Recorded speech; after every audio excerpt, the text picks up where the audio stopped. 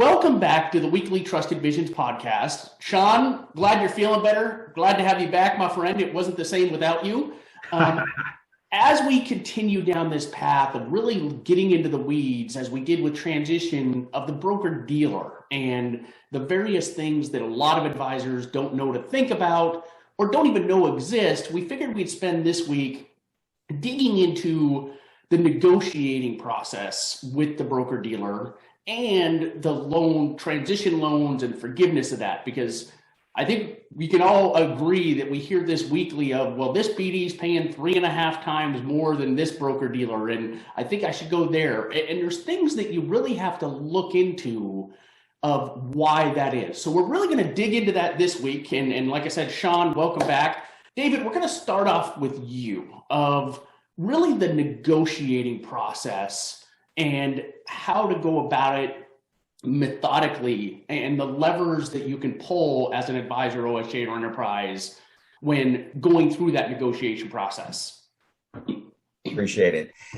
Yes, there's a lot of things you can do, and there's a lot of things you can utilize, and that's we talk all the time about fees and how that comes into play, and working with a company like ours, a third-party recruiting firm, and that the negotiation side of it becomes very impactful on that side when you start really digging into the weeds and really looking at those levers. And what I tell a lot of advisors when we're going through the whole due diligence process is you want to have 2 or 3 that you're looking at, you're very serious about. That's also very important when you start to negotiate in your deal. Because if you're only looking at one broker dealer and they know you're only looking at one broker dealer, that does take away one of your biggest leverage points, is looking at their competitors, looking at the competition. And if you're a good fit for both of those broker dealers, that will give you a little bit more leverage when it comes to not only looking at your TA package, overall cost, and a lot of the fees that we talked about last year. And one of the other things is dates. I know people look at that a lot of advisors, and we hear this all the time, I don't want to be pressured into making a move. Don't hard sell me on making a move. This is going to be beneficial for you. Don't tell me I have to make a move by then. What I always tell advisors is don't take that personal. That is strictly business on that side of it. There could be huge incentives for you as an advisor or you as an OSJ deciding to make a move, and you've already made that decision. If you can move up those dates or move back those dates, that could be hugely beneficial for you when you're leveraging your deal. Because in a lot of cases, if you're getting closer to the end of the year, you could strike a deal that's not possible if you decided to push that to January or February the following year. So keep that in mind, and don't feel like, if the corporate recruiters pressure me, and that's another big advantage of working with us, is we can kind of give you the insight. It's not about pressure. It's not about making you do something you don't want to do. But if it's right and you want to make it and you want to make that move, being able to be flexible, a little bit flexible with those dates, can be very beneficial for you when you're moving over. And the levers we always talk about is, the difference between, negotiating the highest payout and the lowest fees and everything else that goes along with that. There's a ton of levers on that side. When you're looking at brokerage accounts and advisory assets and product mix, you're going to look at a broker dealer and say, hey, I'm actually a perfect advisor. My chemical makeup of my book of business and my clients is perfect for this broker dealer. We can help you find those sweet spots. And the sweeter those spots are, gives you a lot more leverage when it comes to negotiating that deal and finding out, okay, can I benefit more by lowering a lot more fees and getting less dollars on the TA side of the world, and how you can leverage that on whether, if I can cut my cost, that's just as much as making more money. And a lot of the times advisors always look at what's the TA percentage, what does that break down to? There's a lot more to that number. And that kind of really brings me to that, the soft and hard dollar side of it. I know Sean's going to talk a little bit more about the promissory notes and things like that go along with it. But when you look at hard dollars, those are hard dollars. That's cash that they're actually outlaying for you to offset fees that go along with making the transition over to your new broker dealer and everything that goes along with that. Most of the time, you're not looking to make a windfall. You're looking just to offset the fees that go along with you making the move and the costs that go along with it. A big part of that is looking at the loans. Anytime you look at the cash or anything like that, there's more restrictions and things like that go along with it. Kind of lost my train of thought there for a second. Then, you got to love Wednesday some days. And then the soft dollars side of it, again, it goes into what we talked about last week, is getting the highest payout, lowest fees. A lot of the times by getting a lot of those fees waived or getting a lot of those fees negotiated up front, that's soft dollars. That's something that doesn't affect them by cutting a check. That's something they can kind of engulf because they've already got the systems in place. They've already got the employees that they're working with, and all of that's already baked into their individual system. So you can leverage quite a bit of soft dollars. And in most situations, when you're making a move, you're making a move because it's advantageous. There's something this broker dealer has. It's either technology, practice management, marketing, branding. There's something there that's going to be hugely beneficial for you, your advisors, and basically your clients that go along with it. So by leveraging that, you can leverage, marketing hours. You can leverage practice management hours, everything that goes along with it that you would have to pay yourself if you decided to utilize that service. And if you bring that in and build that into your soft dollar package, it's going to give you the availability to get the things that you want without the outlay of the cash that you would have to do on a normal time frame. Right. And soft dollars, much easier to get soft dollars approved than sometimes the hard dollar side of it. So if you can work with them and negotiate and really dig in there, you're going to have a tremendous amount of levers to pull to really get you where you want to be. And that's why working with third-party recruiters are so important, because sometimes, we were both on the corporate recruiter side. We've all been there. You may not always hear the nuances between the two. They want to give, if you commit to what they give you, then great.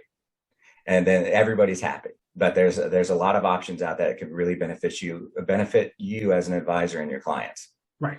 Right. Yeah, and to that point, David, you brought up a good point of don't feel like it's a hard pressure situation. I mean, we're working with a large group right now that quite honestly fell into the ideal situation in that this particular broker dealer had a group that was slotted to join by year end. They had to push until next year. So they had a pool of transition dollars already budgeted that they had to use by the end of the year for budget purposes. And this group that filled in that slot, I mean, they're getting 7 figures more by moving now versus January. It's not an I got you or a used car salesman approach. So one question for you, David, before we roll over to Sean is, you hear a lot about, and these broker dealers do it so differently of, well, here's your transition package. What you do with the money, whether you're covering account termination fees or not, is up to you. And then some broker dealers say, hey, here's less money up front, but we're going to cover the account termination fees. What's your opinion to our audience of,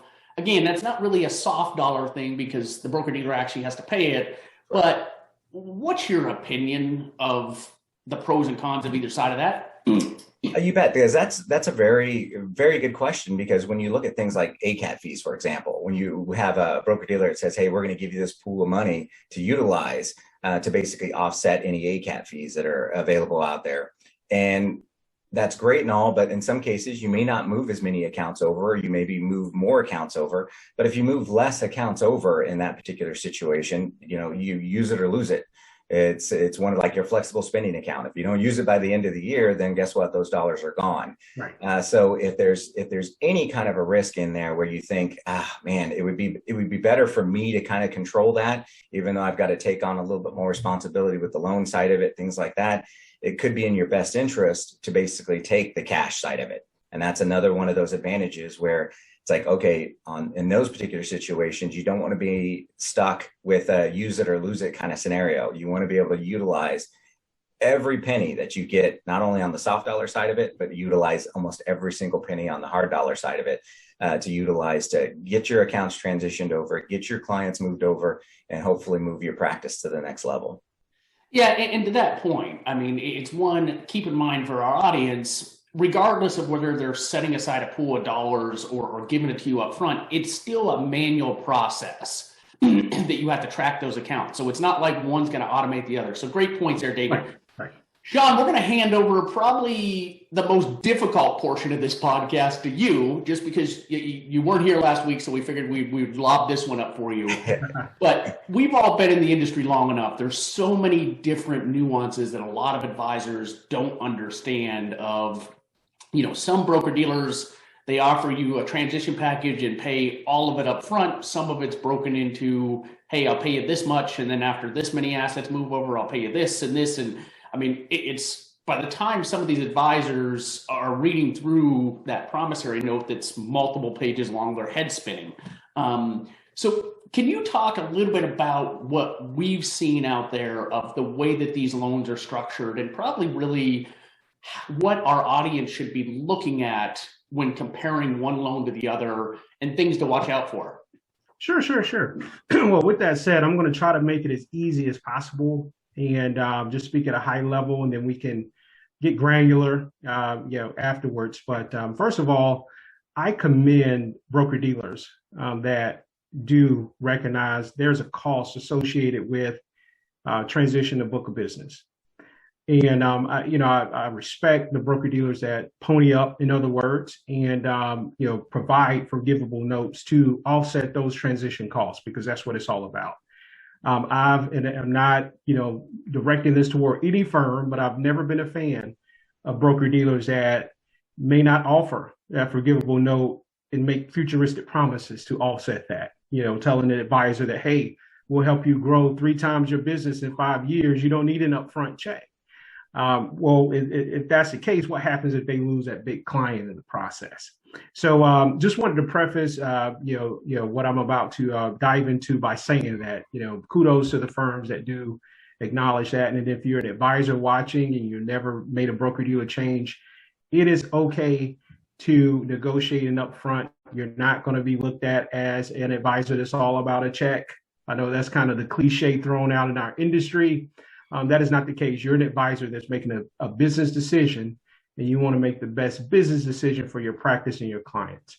So with that said, while the purpose of transition assistance packages, as I mentioned, is to help advisors recoup any loss by making the transition, broker dealers have them structured differently. Every firm has these packages structured differently. I'm going to focus more on the hard dollars of the upfront. Because as Dave mentioned, transition assistance packages can have a number of different ways, to slice up the pie, but I'm just going to focus on the hard dollars. When it comes to hard dollars, there is a term, with these hard dollars. The term could be 5-year, the term could be 7-year, the term could be 10-year. Now, you find the 7-year, especially the 10-year, more in the wirehouse environments. However, more and more independents are adopting the 7-year note as well. Now, there are advantages and disadvantages to each. A 5-year note, which is standard, just from my experience, most of the advisors that I've worked with were the recipients of a 5-year forgivable note. The advantage here is that obviously the note is forgiven, a lot faster than a 7 or 10. A disadvantage, and I'm not sure if you would even, say this is a disadvantage. However, it's usually less money because you're not there, for 10 years or 7 years. So the offer may not be as strong. On the 7-year and 10-year side, obviously, the advantages there are more money, more upfront money. However, you do have a longer period of time before the note is forgiven. So with that, the 7 and 10-year note can provide a tax benefit. And what I mean by that for advisors that have never made a change or the viewer that may not understand this, there are taxes that you do pay on a forgivable note. Typically, when you make the broker-dealer change, you receive that upfront portion in full, 2 weeks to 30 days after you're approved and affiliated at the broker-dealer. However, the taxes on those fall, as example, if you receive the 5-year note, you're paying 1/5 of that portion each year for 5 years. If it's a 7-year, you pay 1/7, 10, so forth, so on. So the tax benefit could be there if you have the 7 to 10-year note. The advantage of all of these notes, since DOL, these forgivable notes are retention based for the most part, meaning that all you have to do is sit in your seat for the duration of the note. If it's 5-year, not saying you don't have to produce, okay? Because I'm sure a firm wouldn't be happy with that. However, it's essentially through all the verbiage, you stay in your seat. 5 years, you stay in your seat. 7 years, you stay in your seat. 10 years. If you are looking at a firm that may have production bogeys, you want to ask some questions about that, because that, to me, it just signals that it's kind of outside of the way the industry is doing things now, and it's leaning toward being one-sided for the broker dealer. So you definitely want to just ask those questions if a production bogey is associated with that. And also, when it comes to these notes, we're seeing more and more advisors plug into OSJs and OSJ networks. Those notes are structured differently at times. I mean, that there are some situations where the broker dealer and the OSJ just kind of come together to make the full offer. It could be half on the OSJ, half on the broker dealer, and they negotiate their own terms. So you want to make sure that you understand, what those terms are. Will the OSJ be responsible for the note if you were to leave within that period of time, or would the broker dealer be responsible for that? Or is there a caveat within the transition assistance package that if you join an OSJ and for whatever reason within the forgivable note period there's an issue where you need to depart from that OSJ, how does the firm handle that in terms of your note? Will they move you to another OSJ, still honor the note? Will you plug in directly to the broker dealer without an OSJ? So you want to just look at that as well when it comes to the upfront portion of the forgivable note. Yeah, and one thing you made up a good point of you got to sit in your seat, but you got to produce. And we talked to a lot of advisors, and I always tell them, don't make this one-sided of you want the biggest check up front and you're really going to hand it to the BD because you're coming from an environment where you're confident those assets aren't going to come over, or you're worried those assets aren't going to come over. Be realistic. I mean, if you're talking about this broker dealer of being a true partner with them over the next 7, 10, 20 years, be a true partner, because I've seen it time and time again where an advisor will take the most amount of money up front, not bring anything over. Well, most of those contracts will allow a broker dealer to withdraw your contract at any given point. Well, guess what? Right. Then they're going to call that note. And I mean, just make sure it's a true partnership. And great points there, Sean. One question for you that a lot of advisors don't know to ask or think about is most broker dealers offer some sort of repayable loan. Right. Can you talk a little bit about that from your experience of why that may be advantageous for an advisor, OSJ or enterprise to look at? Sure. From my experience, this came into play a lot when we had a wirehouse advisor that may be looking to make the transition to independence. The advisor may be looking for office space. It may just need a little more, financial assistance up front to kick off their independent career. That's just from my experience. It could be other scenarios, but just from my experience, I looked at as a recruiter repayables in those scenarios. Reason being, obviously, they needed more capital, but also a repayable is something to seriously consider if you're an advisor making the transition. Number one, from my experience, is the interest rate, because most broker dealers do have an interest rate, on those repayable notes. But they are a lot less than if you went to a bank or your loans or you're just a traditional, loan firm or company. You find yourself in a better scenario. There's a little more flexibility in which some broker dealers can actually just have whatever it is that you owe just be taken out of your commissions, where you're not even making a payment every month, or it's just not something on the to-do list.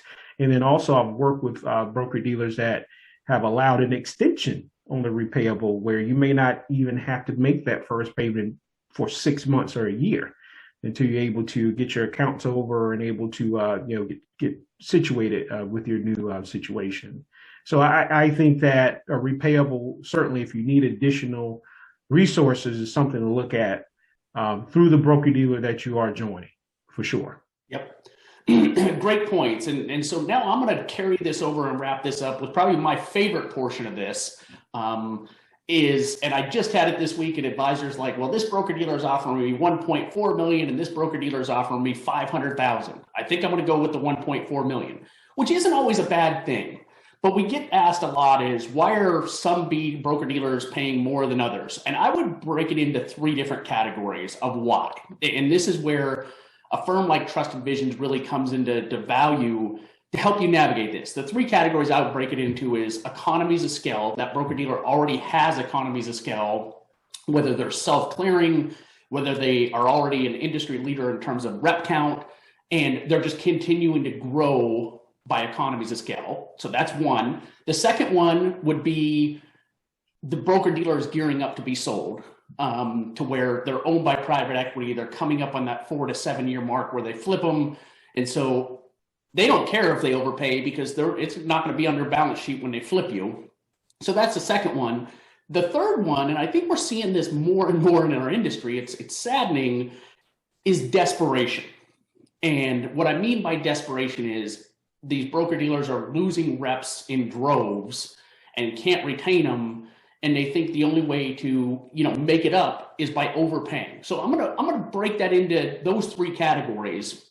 And when you're looking at these broker dealers and the offers are that much higher, number one, look at where they're at in the industry in terms of size and scale. And are they self-clearing? Because there's some great firms out there that, yes, they throw big dollars out there, but that's because they can. And let's be honest, gentlemen, this industry, it's all about a race to being the biggest and the best because of the economies of scale, because that's what this industry is going to come down to. The small broker dealers, no knock on them. We work with some of them. They're just not going to survive long term.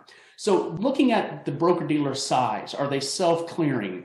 How many reps do they have? That would be the first one, and say, okay, if that's the case, the bigger upfront check isn't necessarily an issue.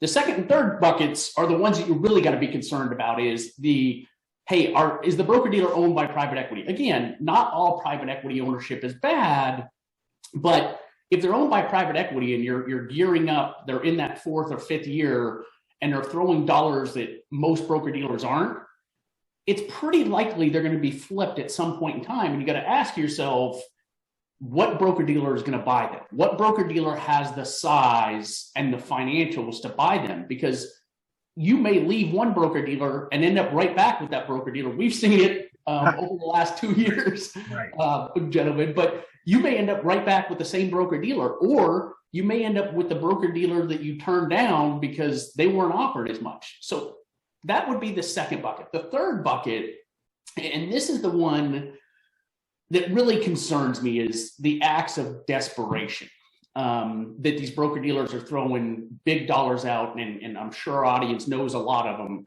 is these broker dealers are losing reps by hundreds, and yet they are increasing fees and lowering payouts, but yet they're overpaying for new advisors coming in. Right. And so what I always suggest is look at the publications or have a conversation with our team to say, okay, let's look at this broker dealer. You may or may not know of them, but let's look at this broker dealer.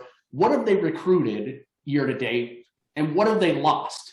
And if that number goes in the favor of they've lost 5 times, 10 times more than they've recruited, that should be a tremendous red flag for our audience. Don't get bedazzled, having 2 girls. Don't get bedazzled by the dollar signs and just think, hey, this is great, I'm going to get this amount of money.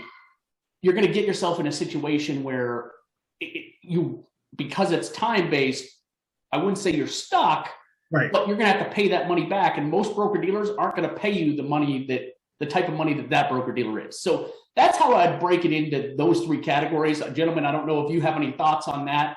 But I know we get that a lot from our audience of this broker dealer paying that much more. And right, any thoughts from the 2 of you? Yeah, and I would look at it. You hit the nail on the head when you're looking at.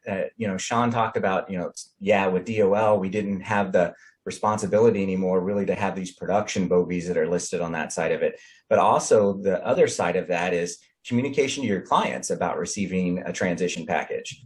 And the whole side of that is to offset expenses, to help you move, to give you the availability to move to a broker dealer that's going to enhance something you're doing on the broker dealer side of it.